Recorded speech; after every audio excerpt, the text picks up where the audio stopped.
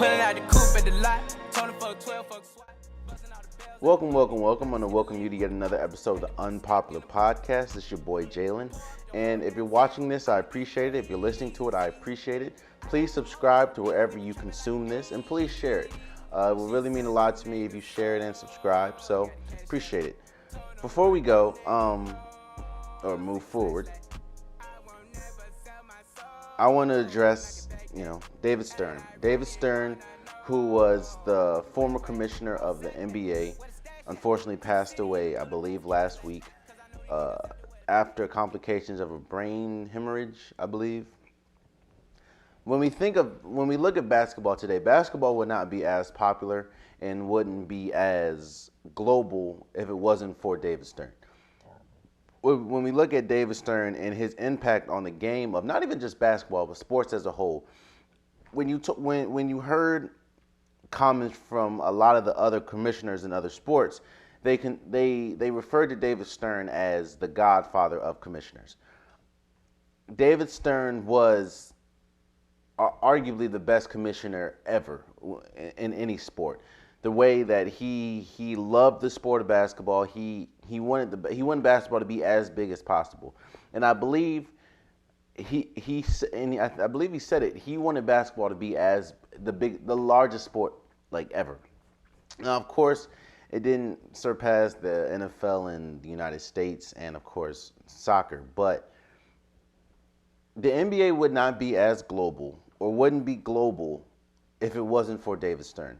Now, yes, you can talk about the Team USA and Jordan, all them, but if you remember, it was David Stern's decision to bring NBA players to the USA circuit. So, again, I want to say rest in peace to David Stern. I pray for his family. I pray that they are strong. And for anybody that asks how big was David Stern's impact, just turn on the TV and you will see almost every day something about basketball, and not just here but globally. David Stern is the reason why basketball is as big as it is today and as popular as it is today. And if you ask pretty much all the other commissioners in the league or in all the sports, they will say that David Stern was hands down the best commissioner ever. So, again, rest in peace to David Stern before I start. So, moving forward, NFL wild card came and went. And there was a lot to break down, and we're going to break it down. We'll start with the Patriots. For a while now, I've been saying that the Patriots Dynasty might be over. I remember I had an episode when I talked about the Patriots Dynasty, the Alabama Dynasty, the Spurs Dynasty, and the Yankees Dynasty. Some dynasties fall suddenly. Some dynasties fall over time. And some dynasties fall without warning. I would say suddenly and without warning are different, because suddenly you could kind of feel it, but it just happens. Without warning, that's without warning. You can kind of feel it, but it just happens. Suddenly, even though you kind of sense it, it happens. So the Patriots lost to the Titans on Saturday, 20-13.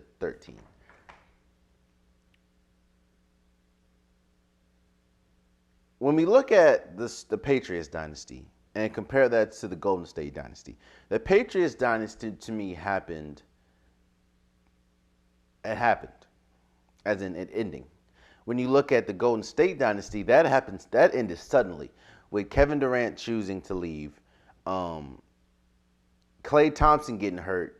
That happened, and losing the championship, that happened suddenly. Now, do I think that the Golden State, of course, when everyone gets healthy and maybe made some trade moves, do I think that they can still be viable? Of course. But when we talk about the Patriots their dynasty didn't end losing to the Titans. Their dynasty ended this entire season. And when I say that, when we saw the Patriots play, we saw what we didn't want to see. And that was Tom Brady looked old, while their defense looked incredible. It really only looked incredible against bad teams. When we talk about Bill Belichick's coaching, while his coaching is still A1, they didn't have the personnel, especially on the offensive side. When we talk about wide receivers, we talk about tight ends, we talk about running backs. They didn't have that in support of Tom Brady. And when Tom Brady is aging and his velocity in his arm might be decreasing, the last thing you want is a wide receiver that cannot create space or a running back that can't get yards. The Patriots, so on Saturday, the Patriots and the Titans game went exactly how it should have went. It was close throughout. The Patriots couldn't stop Derrick Henry in the running game, and on the last play, the last ditch effort to win the game and extend the Patriots dynasty, Tom Brady throws a pick six, and that's it. You know, people's like, we could see this coming, or we could see the dynasty ending, but I would combat that to say, but they won the championship last year. Dynasties just don't end after a championship unless you're Golden State, and they lost that. So, do I think that this is the end for Tom Brady? No. I think Tom Brady will still be the quarterback next year, or a quarterback next year. I do, however, think that this is the end of Tom Brady and the Patriots. First of all, Tom Brady's already come out and say he's not taking a hometown discount, which he's done pretty much his entire career to hometown discount to bring bring people on, bring Wes Welker, bring Danny Amendola, help secure Gronk. He's done that his entire career. So when he says he's not taking a hometown discount, when he says that, or when the Patriots say they hope to have him back, but they pray to have him back, but they don't know the future, I think that the writing's on the wall. I think at Tom Brady's career trajectory, he needs not only solid weapons around him, but he needs an organization that can surround him with pieces. And honestly, the Patriots don't seem like they can do that. And I'm not taking away from how good the Patriots have been. I'm not taking away from the dynasty, of course, or the dynasty that was. But the Patriots, if you look at the team now, they have Sonny Michel, they have James White, they have N'Keal Harry, they have Julian Edelman, but Julian Edelman pretty much is on his last leg due to all the injuries that he's sustaining. I don't even know their tight end. And Rex Burkhead. None of those. Oh, and Mohamed Sanu. None of those pieces are turning anybody's chambers as in, okay, we can get this going. Now, I think a little bit is, of course, a lot of it's injury. A lot of them, they're just not ready. But we also have to look at Tom Brady is aging, and Tom Brady, while the strength in his arm might not be all the way there, while his accuracy is still pretty good, but again, I don't know how many times we've seen overthrows. I don't know how many times we've seen underthrows. I don't know how many times we've seen him throw, behind a player. Tom Brady's getting old, and the Patriots. To me, it's very hard for me to see the Patriots and Tom Brady coming back together, just because of how they ended, and not just how they ended, but the stories that we hear with Bill Belichick and Tom Brady. As we know, Bill Belichick wanted to get off Tom Brady 2 years ago and stay with Jimmy Garoppolo, but Kraft and Tom Brady pretty much made Bill Belichick trade Jimmy Garoppolo to the 49ers. I don't know. Of course, nobody knows what the future holds, but I do not feel that the Patriots and Tom Brady are destined for each other. I think that next year, we will see Tom Brady playing for another team. What other team? You can look at the Chargers. The Chargers definitely are trying to get off of Phillip Rivers, and they have a lot of pieces when we talk about Keenan Allen. We talk about Melvin Gordon. They have a lot of pieces on the offensive side that can help Tom Brady. That's really the only team I see, honestly. I don't see any other team that not only would want Tom Brady at his age and what we've seen this last season, but has the pieces to help Tom Brady succeed. Because at this point, for the longest, it's been Tom Brady can take anybody to the playoffs, to the Super Bowl. Because he's that good, and he's been that good. But as we're starting to see now, that's not the case, because the piece that he's had, as you see, they just lost to the Titans 20-13, and it was a pick six that pretty much ended it all. Again, I don't think that this is it for Tom Brady. Hell, he even came out and said that retirement is pretty unlikely, but I do think that this is it for Tom Brady in a Patriots uniform. And talking about the Tennessee Titans did exactly what I thought they would do. I thought that they would pound the ball with Derrick Henry, and I thought that Ryan Tannehill would make big plays late, or not big plays late, but make plays when he needed to. I believe that he only finished the game with like 92 passing yards, but Derrick Henry just he ran the hell out the ball. I think he finished with like 162, 182 yards, or something like that. The Patriots couldn't stop the Titans' running game, and that's how the cookie crumbled. I do not think that I think that the Tennessee now has to play the Ravens. The Ravens' strength is stopping the run. I do not think that Ryan Tannehill will be able to beat the Ravens, but I do think that it'll be a better game than a lot of people are thinking it would be, because both teams are ground and pound teams. Both teams are fast. Both teams are physical. And I think that the running game of the Titans against the running game of the Ravens, how special the running game is something that we will definitely keep our eyes on. Again, I think that at the end of the day, the Ravens will make Ryan Tannehill beat them.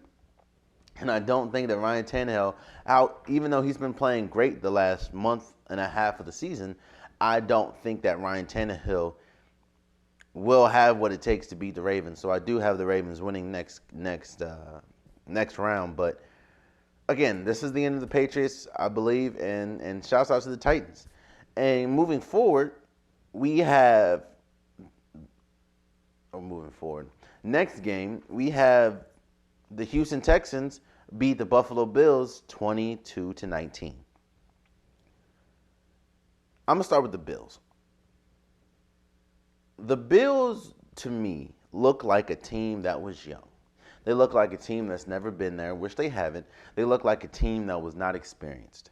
I say that to say you were up 16-0, and then you started cracking at the seams. Yes, it was a little bit of it was a lot of Deshaun Watson. It was a lot of what Houston's changing up things defensively, but it was a lot of what not even just the coaching staff of the Bills did, but what the players did. When you have Josh Allen doing the craziest lateral I've ever seen in my life, and thank God it didn't get picked or anything. When you're a wide receiver and the ball hits right off your chest and falls in a big third, and I believe it was like 3rd and 7, and the ball just hit the wide receiver smooth in the chest. When you're going for it at 4th and 21, when you know that the last thing that you can do is take a sack, and you take a sack, the Bills just looked young.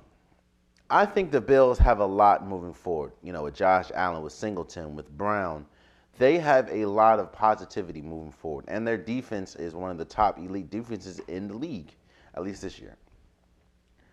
I just think that youth and inexperience hit them hard this game. Now, we can say Deshaun Watson hasn't won a playoff game yet, and Bill O'Brien doesn't really have the best track record when it comes to coaching and everything in the playoffs. But what we did see from the Houston Texans is Deshaun Watson put the team on his back in the second half of the game. I don't know why. because this happens a lot. This is starting to happen a lot. But the Texans continue to start slow. They continue to go into halves down 7, down 10, down 16. It's from the last few games I've seen. The Texans have always had to come back at halftime. I don't know if they're just not ready to play. I don't know if that's coaching. I don't know if they just haven't woken up. I don't know. But I do know that the Texans have come flat this whole entire month. So when I saw Deshaun Watson and the Texans, both offensively and defensively, looked horrible. They looked like the worst team in the playoffs this entire weekend, that first half. Deshaun Watson, I think he finished with like maybe 30 or 40 yards going into halftime. He couldn't get to D-Hop. The running game was abysmal. Their defense was getting carved up by Josh Allen. There was a lot of third and longs that Josh Allen kept converting. The Texans looked like they did not belong in the playoffs that first half. But I don't know what it was. But that second half, Deshaun Watson came alive. DeAndre Hopkins came alive, and it was literally a tale of two halves. Deshaun Watson is one of the best quarterbacks in the league. I mean, for the longest this year, he was in MVP talks, and what he can do with his legs, what he can do with his arm, what he can do when there's, we talk about Russell Wilson not having a lot of pieces, but outside DeAndre Hopkins, let me not say Deshaun Watson has pieces. His offensive line is horrible. His offense, I mean, I think he got sacked 7 times this weekend. While he has pieces on the outside, DeAndre Hopkins, Fuller, he does have a good tight end. It's hard to get to them when his offensive line is giving up so many plays. Do I think that? If it wasn't for how great Lamar Jackson has been playing, and if it wasn't for how good Russell Wilson's been playing, I believe that Deshaun Watson more than likely would finish maybe 3rd or 4th in MVP vote. Deshaun Watson, Dabo Swinney came out and said a while ago that Deshaun Watson is the closest thing to Michael Jordan he's ever seen. And I'm starting to believe that now. Deshaun Watson, some of the plays he made on Saturday, only he could make.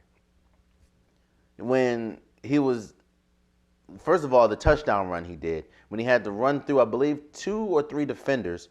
We can talk about the time when he should have got sacked, but he spun around and got the big first down. Because I believe if he would have got sacked right there, they probably would have lost the game. Deshaun Watson fits the bill, man. And as the league is moving more towards a mobile quarterback, Deshaun Watson, while there are times, especially in first halves, where he looks confused and lost when he gets rushed and when he gets pressured. But there are also times, like as we've seen, when he almost got sacked but didn't, he becomes magical. He is one of the best, if not the best, because that's Russell Wilson. He is one of the best quarterbacks in pressure at times because not only is he fast, not only is he big, but he has the intangibles. He knows what to do when it needs to be done. And we saw, again, the Texans had to come back from 16 down. Not only did they hold the Bills to 3 points the second half, but they scored 22 unanswered points, actually. It was 22 unanswered points. No, 19. It was 19 unanswered points. All right, so while I like the Texans when they come to play, and while I love Deshaun Watson, I love the weapons that they have, not only can you not start slow next round against the Chiefs and Patrick Mahomes, but their defense can't give up big plays, and Patrick Mahomes is known for big plays. The offense has to punish the defense who, while the defense has always struggled going into the playoffs, the defense has, I think, they're like number one in defense coming into the playoffs. So you kind of catching the Chiefs. The Chiefs are firing on all cylinders at this point. And you're kind of catching them now. Yeah, they did have a bye week, so we'll see how that goes, as well as the Ravens. But you're kind of catching the Chiefs when they're fully rolling. They're fully healthy, and they're ready. They're ready to avenge what happened last year when Dee Ford was offsides against the Patriots. I do not think that the Houston Texans, as great as Deshaun Watson is, I don't think that they have enough to beat the Chiefs, especially on the defensive side of the ball. And because of that, I think we set up for a great showdown. But again, I don't see the Houston Texans beating the Chiefs, especially if they start slow, like they've been known to do this last few weeks. Moving over to the NFC, God damn it, the Saints, man. This is the third year in a row the Saints have lost on a go-ahead play. We remember the Case Keenum miracle pass to Stephon Diggs. We remember the overtime game against the Rams last year and the non-pass interference call that kind of forced them to go to overtime. And then, of course, Kirk Cousins throws the ball. The Kirk Cousins and the Vikings throw the ball to Kyle Rudolph in overtime to win the game. While I do think that it was a pass interference that Kyle Rudolph did and for the last play of the game, I can't say that the refs were the reason why the Saints lost this game. The Saints offense was horrible the first half. Drew Brees looked terrible. While Alvin Kamara had one rushing touchdown, I think it was like maybe a 5-yard rushing touchdown. He didn't do anything the first half. Michael Thomas didn't do anything the first half. The offense looked horrible the first half. And it took too long for them to get started. It took too long for them to get rolling. And at a point, to me, the biggest, it was Taysom Hill was keeping them in the game the first half. In fact, he was keeping them in the game majority of the game, from the 50-yard pass to the, there was a couple of first downs that he got where he had to run, he had to use his legs, and he was running through people left and right. Taysom Hill is a commodity that the Saints have to thank their lucky stars that they have. If it wasn't for Taysom Hill, this game would have got ugly quick. And the Vikings did the Vikings capitalized on every moment that they had, whether it was, when I say that the Vikings capitalized, the Saints have a high-powered offense. Like I said, you have Drew Brees, you have Alvin Kamara, you have Watson, you have, it's Cook. It's Cook. It's Cook. It's Jared Cook. And you have Michael Thomas. When you have an explosive offense and you go into halftime, I believe holding them to, I think it was 6 points or 7 points. It was 10. You held them to 10 points. And Drew Brees isn't playing good. Alvin Kamara is not playing good. Michael Thomas isn't playing well. And the only person that's playing well is Taysom Hill. You are and you go into, I believe it was 10-10 going into halftime. You pretty much have the Saints right where you want them. Now, the Saints did kind of come alive in the third quarter, but it was not. And see, the reason why the Saints lost is they had costly turnovers. The Saints were one of the best teams in the regular season at not turning over the ball. This game, they had 2 costly turnovers. And the last one, which was Drew Brees getting hit in the hand while going down and having the ball come out in the fourth quarter, killed the Saints. The Saints were rolling at that point. The Saints were getting into position to at least score a field goal. That play came after a huge run by Taysom Hill. The Saints, to me, had all the momentum at that moment until Drew Brees fumbled the ball.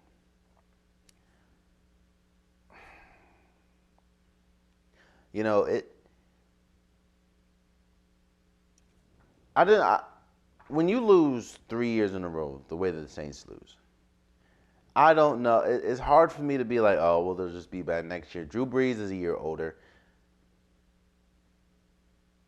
And it's hard to muster up the magic 3 years in a row. You remember the Bills. Remember, they went to the Super Bowl 4 years in a row and lost all 4 years. The Bills haven't been, except for this year, the Bills haven't really been good since. It's hard losing heartbreak fashion 3 years in a row. And I don't know if they'll be back. Do I think they'll fall off a cliff? No. Drew Brees still looks pretty good this year. Michael Thomas is one of the best wide receivers in the league. Alvin Kamara, when he's on, he's one of the best running backs in the league. But it's hard for me, especially when teams are catching up, like the 49ers, like the Green Bay Packers, like the I don't know, like the Seahawks. It's hard for me to envision the Saints being back to where they were this year. I had the Saints going all the way to the Super Bowl. Clearly that's not working. Clearly that's not going to happen. But when you lose heartbreak fashion 3 years in a row, you start to, I believe doubt starts to creep in. Now, of course, they can be strong mentally, but you start doubting, okay, like at this point. When people starting to say we might be cursed, that's a huge problem. And shouts out to the Saints. They had an incredible season, even after Drew Brees went down. I think Drew Brees going down for that, I believe it was 5 weeks. I believe that helped them. That helped him be fresh coming into the playoffs because he didn't have a whole season on his arm. He had pretty much half a season. But one thing I can say about Drew Brees is, as much as I like Drew Brees, in the last 8 postseason games, he has 10 interceptions. Drew Brees is one of the most accurate quarterbacks in the league until you get to the playoffs. So a question really needs to be asked. Well, I'm not going to say Drew Brees chokes because I don't think he's a choke artist or anything. We do have to ask, does Drew Brees kind of tighten up when the moment gets big? Because, again, 10 interceptions in his last 8 postseason games is bad. That's bad. So the Saints are not winning the Super Bowl this year. They're not even making it to the Super Bowl this year. So shouts out to that. And for the Vikings, this to me was Kirk Cousins. Kirk Cousins had 2 defining moments. That pass to Adam Thielen, to me, was probably his best pass in his career. You dial it up, I believe it was 2nd down, and the one time Marcus Lattimore goes out the game due to an injury, that's when you throw the best pass of your life. And I believe it got them to the 1 yard, or no, like the 4 or 5 yard line. That pass was incredible. He threw it to where only Adam Thielen could catch it. And then, of course, the overtime pass to Kyle Rudolph. I'm not saying that. Well, I will say this. When you look at the roster, the Vikings, to me, have the best roster in the league. Top to bottom, when we talk about offense and defense, it's just the quarterback. If Kirk Cousins plays like he did the second half last week, if Kirk Cousins plays like he did the second half of the Saints, if he does that against the 49ers, they have a great chance of winning. And they didn't even really get Stephon Diggs involved until the second half. You have Stephon Diggs, you have Adam Thielen, you have Kyle Rudolph, you have Delvin Cook who played incredible. And of course you have the defense. I think that they could cause fits for the 49ers. However, if you play like the Kirk Cousins that we know can nut up when it comes to big primetime games, then you're only as good as your quarterback. Honestly, your quarterback can. If you look at almost every quarterback in the league, in that's still playing, except for Tom Brady and Drew Brees, they are one of the best quarterbacks in the league. We talk about Lamar Jackson. We talk about Patrick Mahomes. We talk about Deshaun Watson. We talk about Russell Wilson. We talk about Aaron Rodgers. We talk about Jimmy Garoppolo at times. Now we have to, if Kirk Cousins plays his best, the Vikings have a chance to beat the 49ers. If he does not play his best and plays like he did a lot of the first quarter of the Saints game, then the Vikings will probably get their head blown off. So I don't know how it's gonna go, but we'll see. And the last wild card game that we had was the Seahawks and the Eagles, and the Eagles lost 17-9.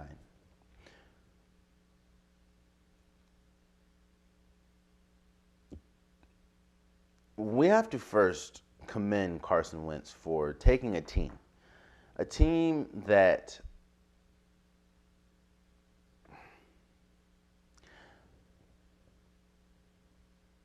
almost everybody on the Eagles personnel was injured. Their top 3 wide receivers were injured. Their starting running, their starting run back was injured. Lane Johnson was injured, and a lot of their defense was injured. And this has been for about 4 to 5 weeks now. Not even that, this has been pretty much the entire season. So while a lot of people want to bash and kill Carson Wentz for losing in the wild card, or having to play pretty much 4 win or go home games in the end of the season, especially after a lot of people thought that the Eagles were going to be Super Bowl contenders. We talk about Russell Wilson, and we'll talk about them in a second, but Carson Wentz, what he did with the pieces that he had, you have to marvel at. Carson Wentz, again, his top 3 wide receivers were out. His top tight end, and Zach Ertz, was out. His one of his best offensive linemen, in Lane Johnson, was out. And defensively, a lot of their pieces were out. And you get them to the wild card, especially with the Cowboys playing how they played, and a lot of other teams, and you get them to the playoffs, that has to be commended. And the fact that it took him going down. And no, I don't think that the hit that the Davion Clowney, the helmet to helmet, I don't think that was dirty. I do think that he didn't give himself up fast enough, and Clowney just tried to make a play on the ball. I do think that I don't think it was a dirty hit. I do think it was a cheap shot, but I don't think it was a dirty hit. They said he'll be okay. I don't know if they would have won the game if he would have played the entire game. I can't say he would have won, but what I will say is I do think that I know he gives the Eagles a better shot at winning than Josh McCown, who at the beginning of the season was coaching his son's high school football team in North Carolina. So I do want to commend Carson Wentz for taking what he's done. Carson Wentz, while a lot of people has bashed him and killed him for the Eagles' play, what he's taken and the piece that he's had to work with has been, to me, incredible. Most of the team around him is injured, yet he takes them to the playoffs and only loses by 8 points. And he didn't even play the whole freaking game. So, I do want to shout out Carson Wentz for an incredible season that he had. And I do think that the Eagles have a lot to be happy about, seeing as though a lot to be happy about with their quarterback, seeing as though most of his pieces were injured or down, and he still was able to take them to the playoffs. So shout out to them. And that kind of goes the same. That kind of goes hand in hand with the Seahawks and Russell Wilson, and why I think Russell Wilson is one of, if not the best quarterback in the league. Just like Carson Wentz, your top 3 running backs are out. You have to bring Marshawn Lynch off the street, as well as, I totally forgot who the second person was, but you have to bring 2 wide receivers off. 2 tight ends. 2 running backs off the street. Your wide receiver core consists of DK Metcalf, who's a rookie, Tyler Lockett, and I don't even know the rest. And your offensive line is still one of the worst offensive lines in the league. Your defense isn't as strong as it's been. In fact, to me, I think the only you lose what's the name? Kendricks? You lose Michael Kendricks, I believe. And your best defensive players are Jadeveon Clowney and Bobby Wagner. While they're great players, they're not the Legion of Boom. Bobby Wagner is not what he was during the Legion of Boom, even though Bobby Wagner is still great. In fact, the only 2 Pro Bowlers on the on the Seahawks, was Russell Wilson and Bobby Wagner. The fact that you took all of that and now you're about to play in the divisional round of the playoffs, to me, is incredible.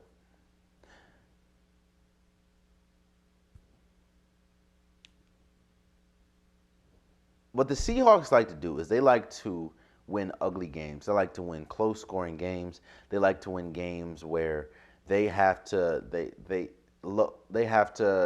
maybe win by a touchdown or field goal. They like to ground and pound. They like to slug it out. They like to smash mouth football. And it's kind of hard to do that when your running game is depleted. Yes, Marshawn Lynch is a fan favorite. But if you look at it, I believe they had 22 carries. 22 carries on Sunday. 22 carries for 19 yards. As for both running backs, not just Marshawn Lynch, both running backs. It's really Russell Wilson. If Russell Wilson does not play well, they're not winning at all. And we've seen every game that he's played subpar, they've lost that game.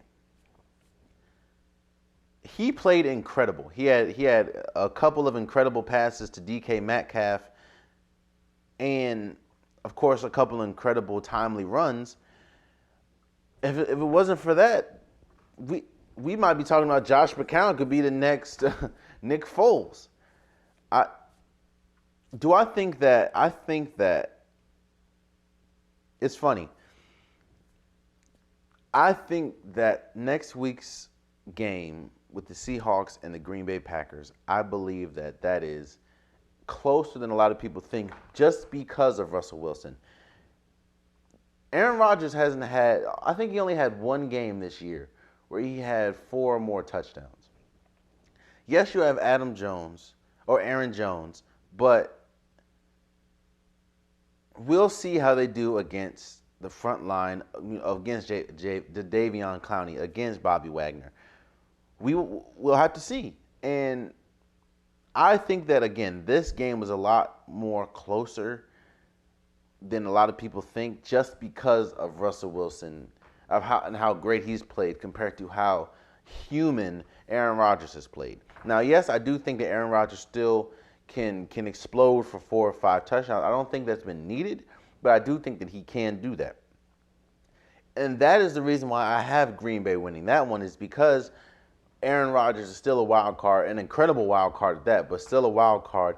And they have a little more pieces on the defensive side that can cause problems for not only the wide receivers of the Seahawks, but can kind of, you have the Smith brothers. You have some of the core front line that can kind of, I'm not going to say contain Russell Wilson, but can kind of slow him down. So because of that, that's why I think that the Green Bay will win this game or win next week.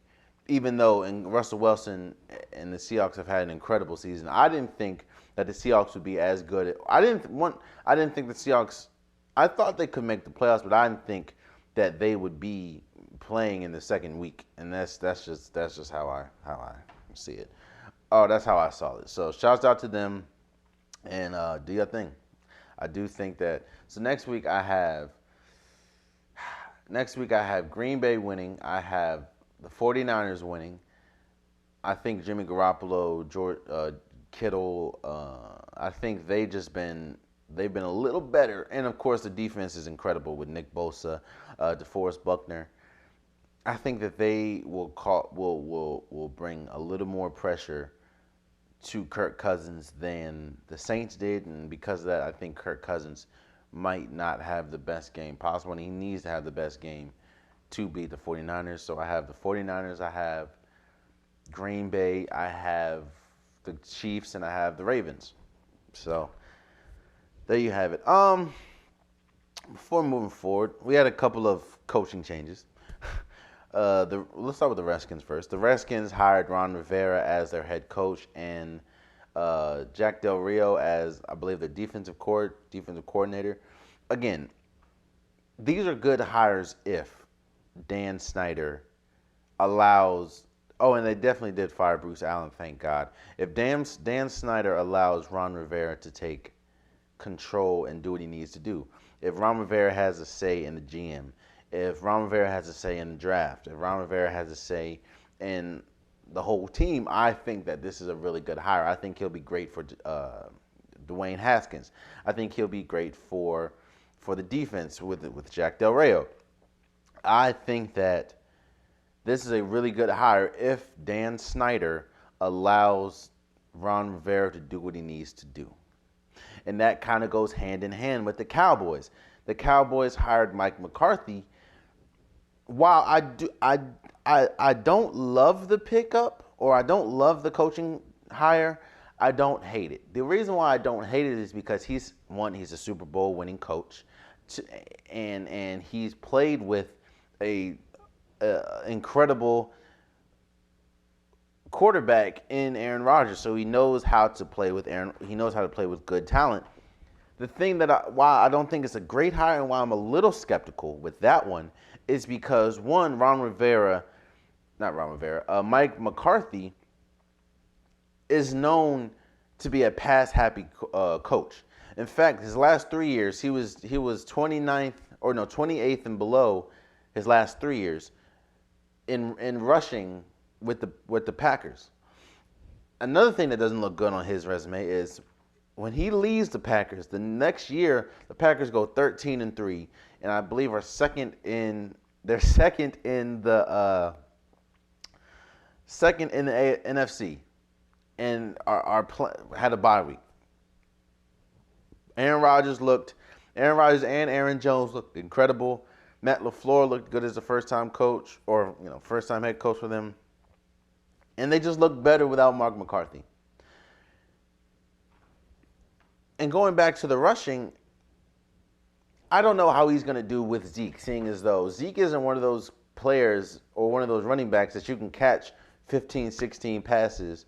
He's a bell cow running back. He needs as many touches as possible.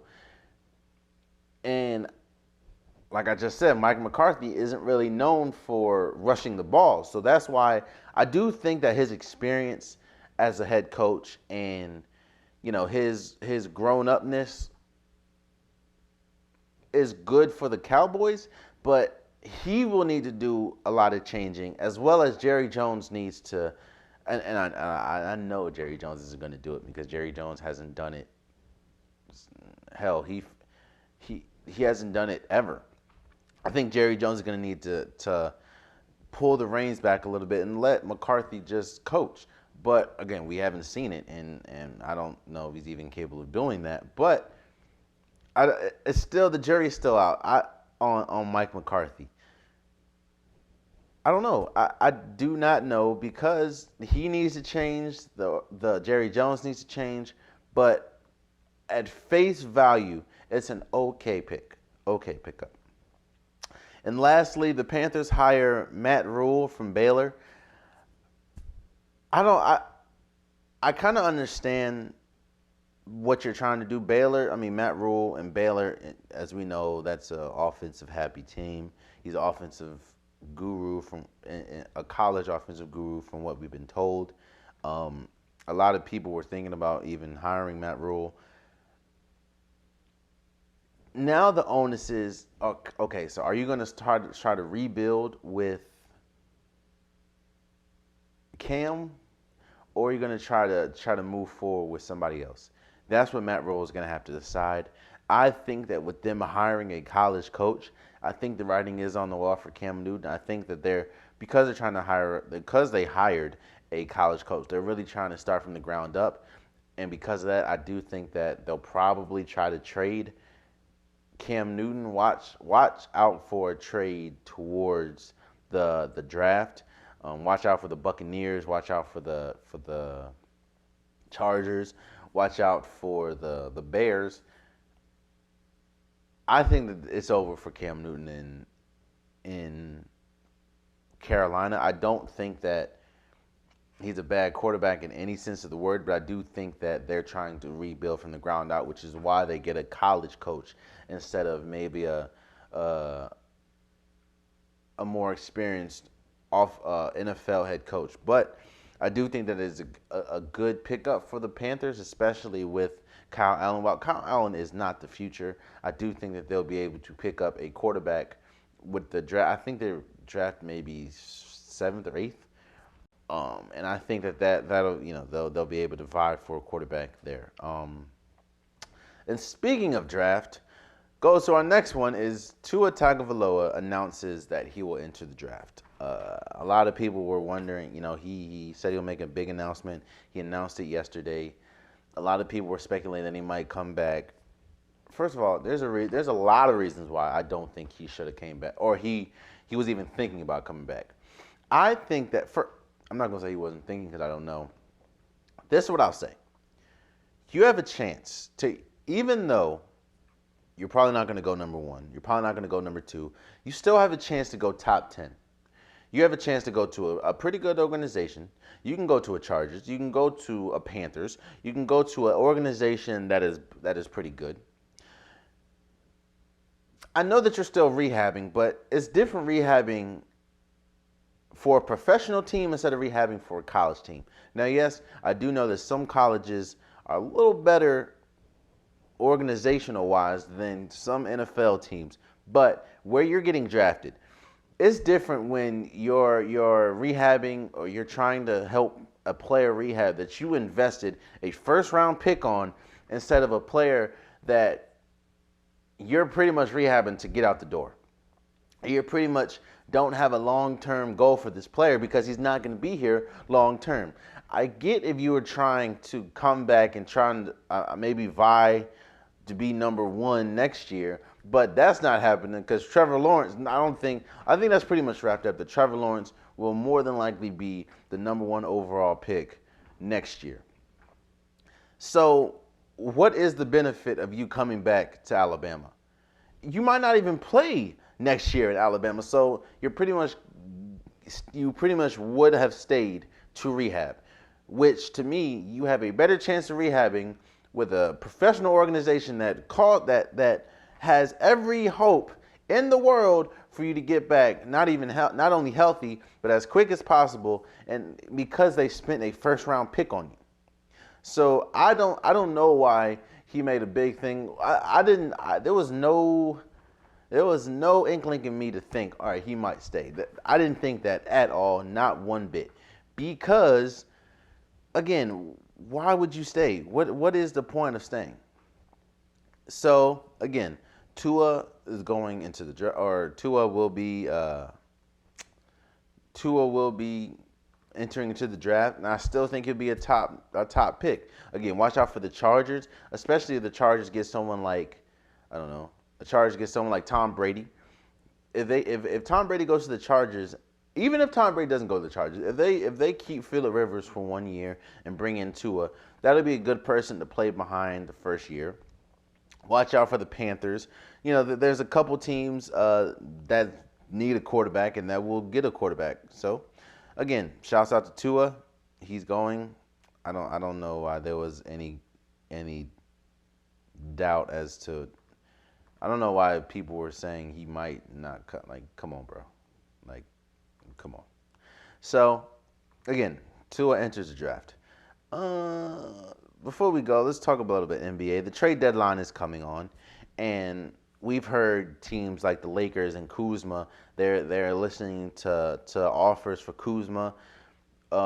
Kevin Love, he needs to get out of Cleveland. There's a lot going on over there. He's had verbal disagreements with his GM, with his coach. We've seen he look less than pleased with some of the play of his teammates on the floor. I think that the Pistons, we heard about Andre Drummond will be a name that they're trying to shop around.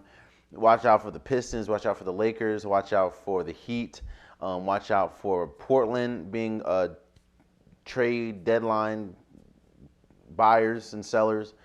I think Portland. I think they might not, because I think they're waiting out for Nurkic, or Yusuf Nurkic. But you don't know. I do think that they should wait out just to see what they have. But I do think they need to get off of Hassan Whiteside, because that contract's not beneficial to them at all. So there's that. And then I don't think the Wizards will be, because I don't think they can, but I think the Wizards want to be trade partners with somebody. But I don't know. We have about a month away, and we'll see how it goes. I do think Dion Waiters, they're trying to trade Dion Waiters, as in the Heat. So we'll see how it goes. And I definitely think they're trying to trade Andre Drummond, because, as in the Pistons tried to trade Andre Drummond, because we've seen this week a report came out that Blake Griffin is considering season-ending injury. Blake Griffin is injury prone. We know that. Blake Griffin, he hasn't been able to stay healthy for the last 4 or 5 years.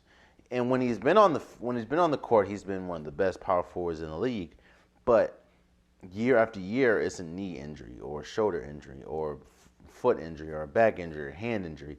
He is starting to break down, and because of that, I know that you thought that you can go a long way with a Blake Griffin Andre Drummond combination, but now that you see that might not be the case, they're trying everything in their power to get off of Andre Drummond. The problem is Andre Drummond has a player option. So wherever you trade him to, while he could be I don't think so, but a lot of people think he could be a marquee player, and he has that player option, he can only be there for maybe a year and decline the player option and move on. So I think that they'll try to work something out there, but the Pistons is a middle of the road team, and that's not what you want to be in the Eastern Conference, especially a weak Eastern Conference. Yeah, they might make the playoffs, but nobody thinks they can go far in the playoffs. Nobody thinks that they're good enough to even be viable for a second round. So that's not what you want to be in league. You don't just want to be a middle of the pack team, and I think that they are going full speed with a full-on rebuild, and you see that with the season-ending injury surgery for Blake Griffin, and they're trying to trade Andre Drummond. So we'll see how that goes. And lastly, before we go, we need to have a serious conversation about Kyrie Irving. Kyrie Irving has come out and said that he still has shoulder problems, and he'll think and consider if he needs shoulder surgery, which will probably keep him out 3 months, more than likely. Probably keep him out the whole season. While a lot of people don't want to admit it, to me, Kyrie Irving is an incredible offensive player. Kyrie Irving, to me, is one of the best finishers that we've ever had. I think he's the best. He has the best leg-up package in NBA history. He has one of the best handles in NBA history. Kyrie Irving is an offensive wizard. The problem with Kyrie, though, is he continues to get hurt. And if it wasn't for those few years with LeBron James, he wouldn't have a championship. And he would, if you don't remember, before LeBron James came to the Cleveland, a lot of people, Cleveland was trying to trade Kyrie. Kyrie was unhappy with the organization. The fans were unhappy with Kyrie. And Kyrie has been known to be a burdened player, as in he has problems with organization. Sometimes he'll have mood swings, which everyone has mood swings, but sometimes he'll have mood swings, week-long mood swings. Sometimes he'll have he'll have problems with the fans.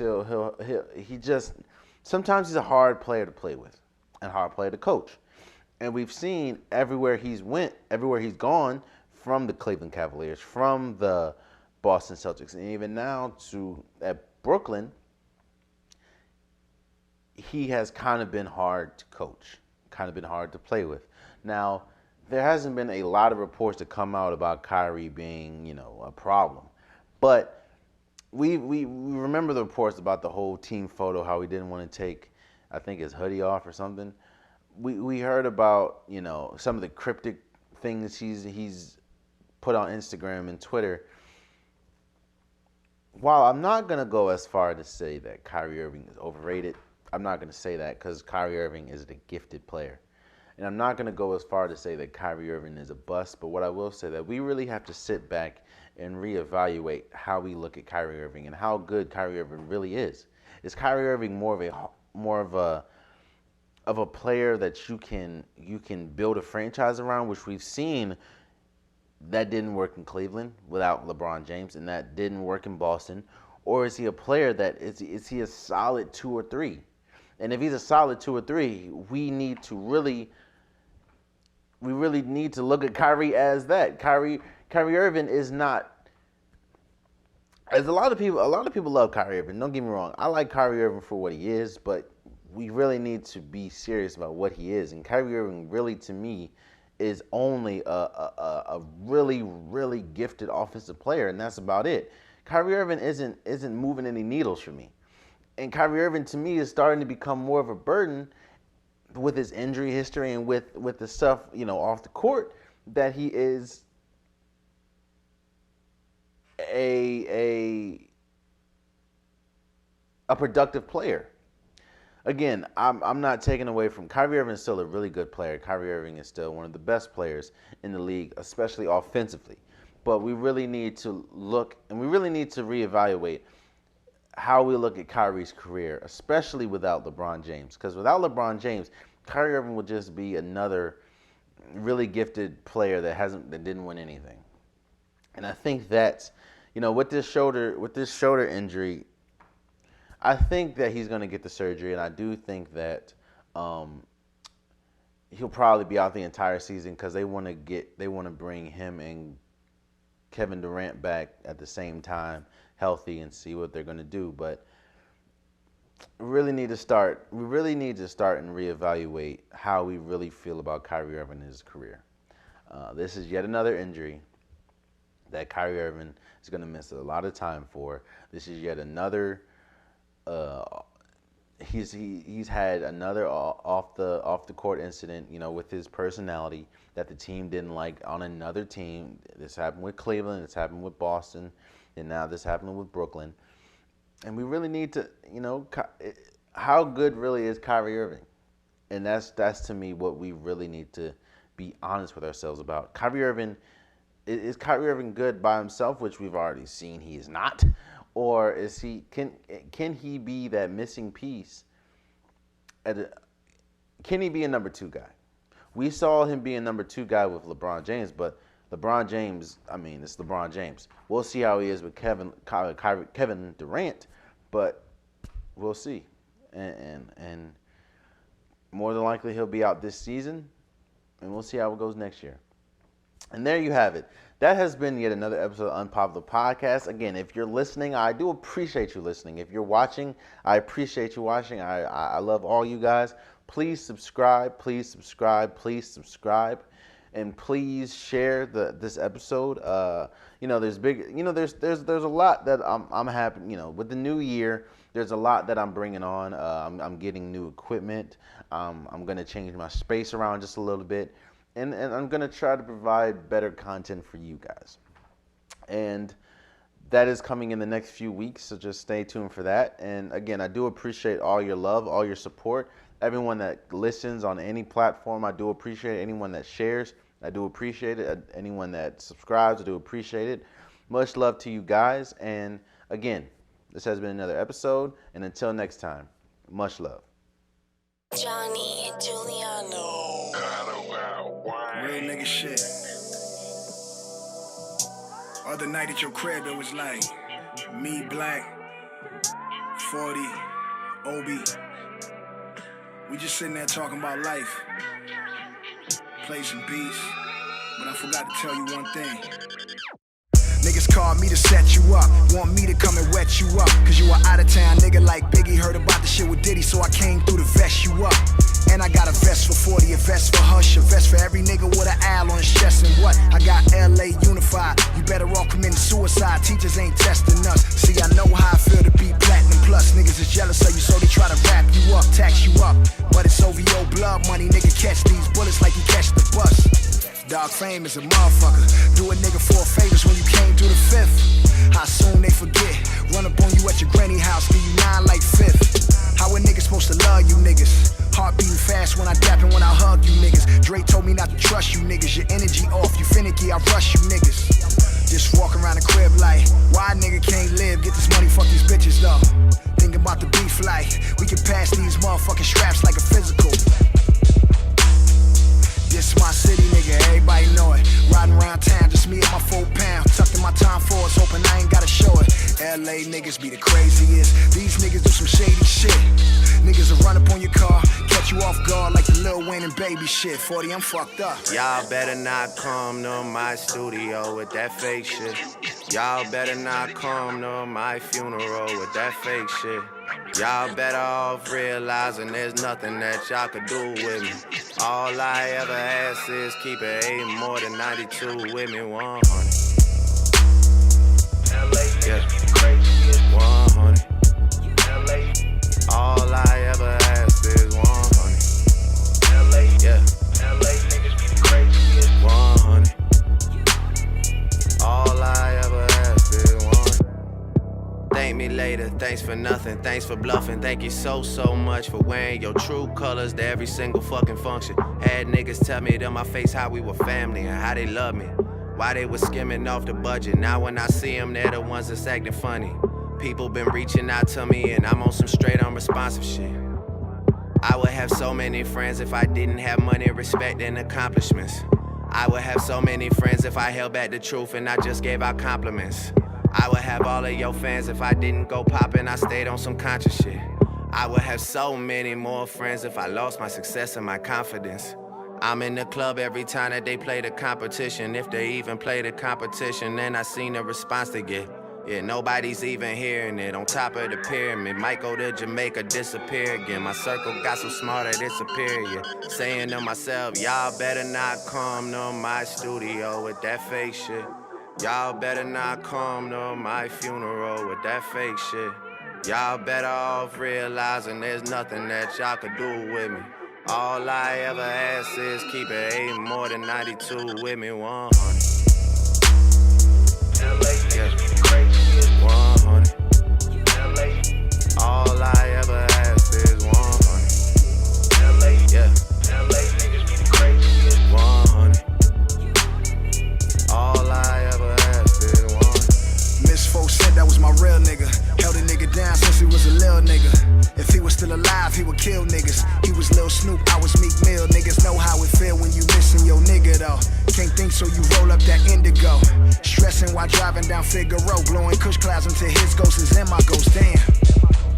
Make a real nigga wanna give us like the God, like here we go. Screaming frog name at the clouds, they don't hear me though. Guess they too busy with Tupac and Biggie though. You niggas don't feel me though, that was on Shug's watch. I take Shug's watch, you dissing Drizzy, that's cool, but don't come to my city though. Not even in H-Town.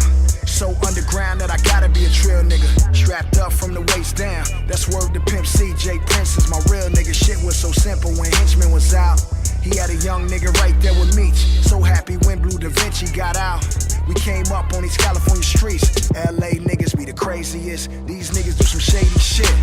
Niggas will run up on your car, catch you off guard like the Lil Wayne and Baby shit. shit got a nigga confused, but why a nigga gotta choose? Don't even matter, dog, cause I'ma always be a real nigga. Always be a real nigga.